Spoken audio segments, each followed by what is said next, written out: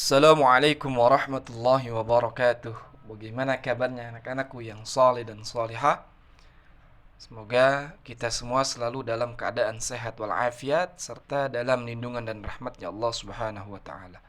Alhamdulillah, puji dan syukur kehadirat Allah karena sampai hari ini Allah selalu memberikan kita karunia nikmat sehingga kita bisa melakukan aktivitas dan belajar. Salawat ma'assalam semoga selalu tercurahkan kepada Nabi besar kita Muhammad sallallahu alaihi wasallam. Anakku yang berbahagia, yang saleh dan salihah, hari ini kita akan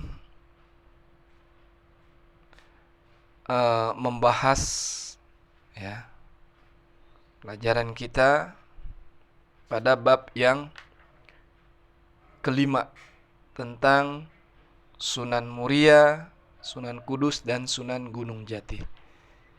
Dan di hari ini, di minggu ini, kita akan mengupas ya riwayat hidup Sunan Muria. Sunan Muria ini adalah anak dari Sunan Kalijaga. Dan ibunya bernama Dewi Sarah yang merupakan putri dari Syekh Maulana Ishaq ya, seorang waliullah juga.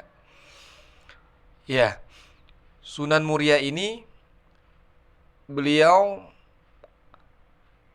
lebih dikenal ya, ini Sunan Muria karena beliau sampai akhir hayat beliau tinggal di lereng Gunung Muria. Maka dikenal dengan nama Sunan Muria. Nama asli beliau adalah Maulana Raden Umar Said ya.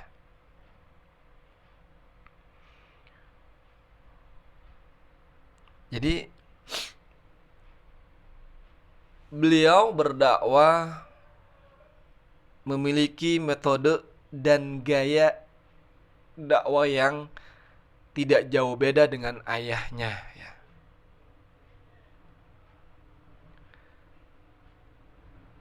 Namun Sunan Muria lebih suka tinggal di daerah yang sangat terpencil untuk berdakwah, yang jauh dari pusat kota atau keramaian ya, untuk menyebarkan agama Islam. Beliau juga bergaul dengan rakyat jelata ya. Tentu sambil mengajarkan keterampilan seperti bercocok tanam, berdagang, dan melaut ya. Mengapa? Karena ini merupakan salah satu kesukaan beliau. Beliau suka seperti itu, berdagang, bercocok tanam ya. Ini keterampilan beliau, yaitu Sunan Muria. Di mana Sunan Muria ini adalah salah satu ulama dan wali songo ya, ketika pada zaman beliau seringkali dijadikan sebagai penengah dalam konflik internal di kerajaan atau di Kesultanan Demak sekitar tahun 1518 Masehi sampai 1530 Masehi, di mana beliau dikenal sebagai pribadi yang mampu memecahkan berbagai masalah ya.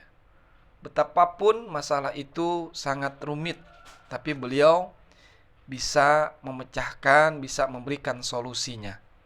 Nah, makanya beliau jadikan penengah ya, untuk menyelesaikan konflik di berbagai masalah di Kesultanan Demak pada abad 1518 Masehi.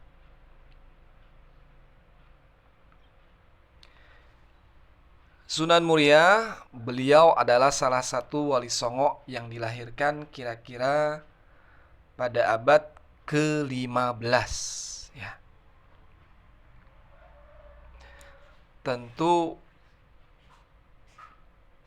beliau pendidikan agama beliau langsung dididik oleh ayahnya, yaitu Sunan Kalijaga. Jadi keilmuan agamanya cukup dalam, cukup mumpuni ya. Maka beliau melanjutkan perjuangan ayahandanya untuk menyebarkan ajaran Islam di tanah Jawa. Ya. Anak-anakku yang berbahagia, yang soleh dan solehah, di mana perjuangan dan dakwah beliau Sunan Muria berdakwah sama seperti ayahnya ya, berbaur dengan masyarakat ya. Melihat kebiasaan masyarakat yang nantinya beliau sisipkan, ajarkan tentang ajaran Islam.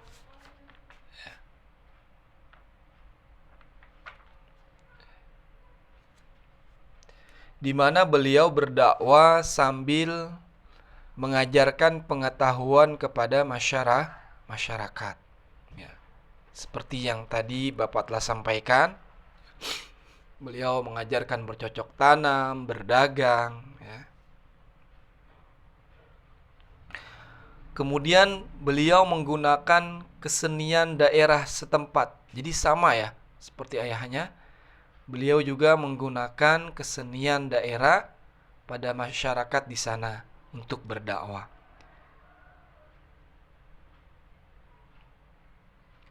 Terus beliau juga menjadi penengah yang tadi Bapak sampaikan. Itulah cara dakwah yang dilakukan oleh Sunan Muria ya. Atau Raden Umar Said ya. Anak-anak yang berbahagia, yang soleh dan solehah, untuk hari ini silahkan kalian